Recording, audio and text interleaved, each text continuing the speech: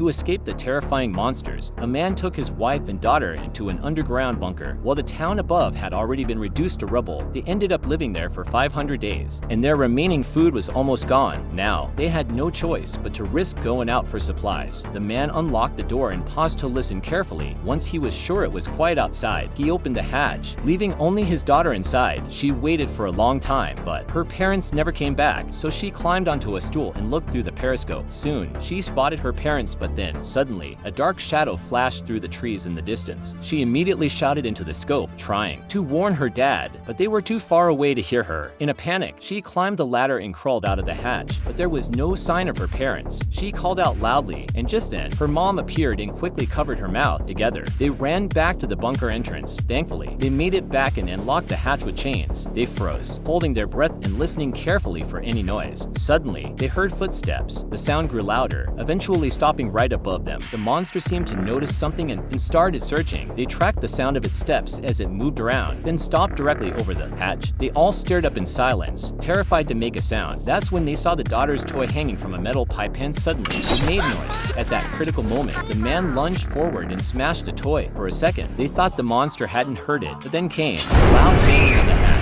All three tensed up instantly. They stared upward, hoping the chains would hold. The monster kept slamming the door over and over, and their fear grew as the hatch looked like it was about to break open. They rushed deeper into the bunker. The woman threw an oil lamp to buy some time, and the man pried open another exit. They were going to try escaping back to the surface.